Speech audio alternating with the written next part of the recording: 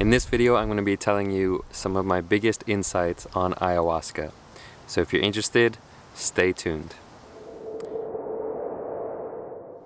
A few weeks ago, I went to Peru and did a 2-week ayahuasca ceremony, and this was a combination of ayahuasca retreat with Buddhist meditation, and it was one of the most profound experiences I've ever had.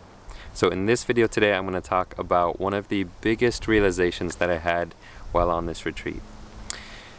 To start off, first I just got to say that this ayahuasca retreat was one of the most intense and also possibly the most painful thing I've ever done. The most excruciating, hell realms, just kind of like going through the worst muck of life. And this isn't true for everyone. So not everyone who goes on an ayahuasca retreat is going to experience something like this. But I can tell you that for me, almost every ceremony that I did just felt like hell. It felt like torture.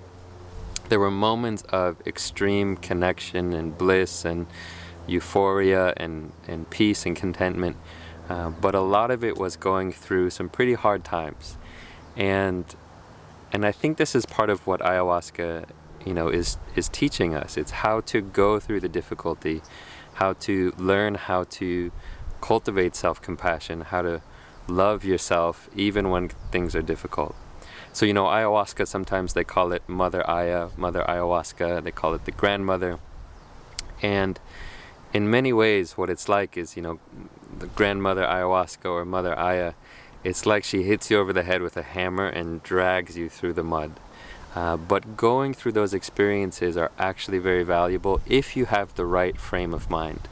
And so in this video, what I want to do is first tell you about what I think is a very valuable frame of mind if you're going to go into one of these retreats. So if you're going to be doing some ayahuasca, it can be very helpful to have the orientation, so setting this intention of learning how to love what is. So whatever arises, whatever mess arises, whatever darkness arises, whatever demons you see, whether you're hallucinating or seeing things, whatever you're experiencing, using it as an opportunity to cultivate love for what is. So how to love the darkness, how to be compassionate for the suffering that you're experiencing.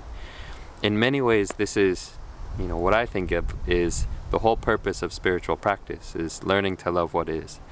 And on an ayahuasca retreat, during an ayahuasca ceremony, you come face to face with some pretty difficult experiences. So it's a wonderful, ripe opportunity to practice compassion, to practice love for what is difficult, to practice equanimity. So those of you who have been watching my content for a while, I love equanimity. It's one of my favorite, it's favorite mind state, favorite concept, favorite word. Equanimity is the quality of mind and heart that stays calm and balanced regardless of what's going on. So whether things are crazy or blissful, you're staying grounded, you're staying, one of the translations of equanimity, so the word in Sanskrit is upekkha, and one of the translations of upekkha is there in the middle. So standing there in the middle of things. And so even when things are difficult and crazy, you're able to maintain that balance. So if you are going to go on an ayahuasca retreat, if you're going to go on an ayahuasca ceremony, highly recommend cultivating a few of these mind states. Compassion, particularly self-compassion, loving kindness towards the dark energies, towards the demons, towards the negative mind states, if you can turn towards those experiences with love. And then equanimity, which is that balance, can I sit with this even when it's difficult, even when it's blissful, can I not get attached to it? So those are some helpful mind states. Now, one of the kind of the realizations that I reflect on the most often when I think about my experience is probably this concept of remorse, actually. And so during my ayahuasca ceremonies, I had a lot of moments of remembering times in my life where I acted unskillfully. So there were a lot of moments of reflecting on and remembering times when I had caused harm either to myself or harm to someone else. And in particular, if you've been watching my content, you know my story, a lot of my sexual energy was very selfish and very self-serving, just kind of, self-centered, serving me. And there were a lot of times when I hurt people with my sexual energy. I never raped anyone or molested anyone, but there were times where maybe I just didn't take someone's feelings into consideration, or maybe I led someone on because I wanted to get them into my bed, but I wasn't thinking about how they might be feeling. There might have been times where I made people feel uncomfortable with my advances. I know there's times like that. And during my ceremony, there were a lot of times where I was reflecting on these unskillful moments from my past.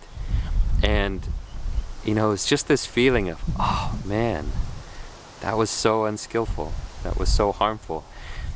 But here's the interesting thing. One of the things that I really realized is that this quality of remorse, this word remorse, and the idea of remorse is actually a very beneficial and wholesome thing to do. So to reflect on one's past actions and to remember ways that we've acted unskillfully is a wholesome action. It's a wholesome mental action. It brings about good merit or good karma when you're reflecting on the bad things you've done, but not in a way that's self-judgmental. So not in a way that is treating yourself like thinking you're a bad person. So when I was reflecting on these things that I had done, ways that I had mistreated women in the past, it wasn't me thinking, oh, I'm such a bad person.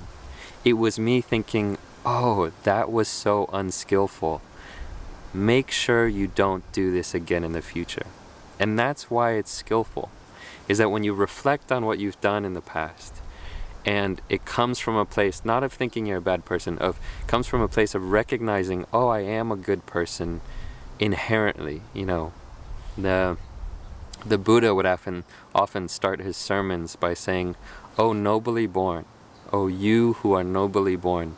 So we're all born this way. We're all born inherently good. It's just that we've done some bad things that have kind of caused this negative karma to arise.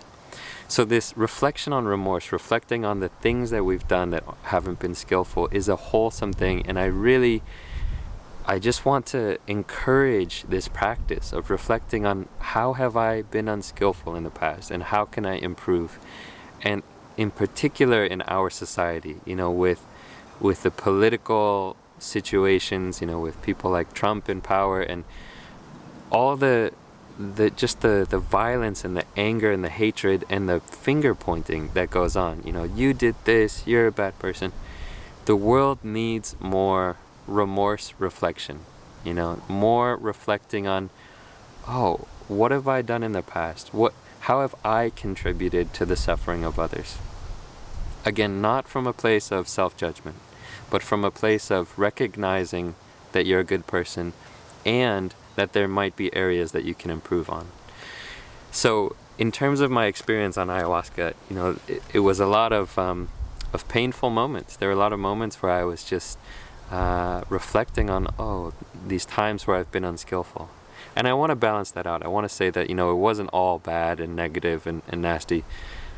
Just as there were painful moments and dark moments, there were just as many amazingly beautiful moments of connection. And in the next video, or one of these upcoming videos, I'm going to talk about the beauty of connection and how much I learned about connecting with people and just feeling that common humanity, that we're all going through this together. So I'll check that out on the next video. I just want to encourage all of us to reflect on these things we've done. And so for me, I guess a way to maybe wrap this video up is just to say from the bottom of my heart, for any of those of you who I've harmed intentionally or unintentionally with any of my energy, whether it's my sexual energy or my whatever energy was propelling me in the past, my deep and sincere asking of forgiveness and sincere apologies, and to know that hopefully I'm I'm a better person now, and hopefully learning from those actions, those bad mistakes. And I'm not perfect, and there will undoubtedly be times in the future where I cause harm again. And this is the power of mindfulness, is to constantly be bringing this awareness to your actions and saying, how can I be more of service in the world? How can I cause less harm? How can I cause less suffering? How can I bring about more wholesome qualities, more happiness into the world? So that's one of my reflections on my ayahuasca experience. I hope you've enjoyed this video. If you did, please give it a thumbs up and hit the subscribe button. Always much appreciated.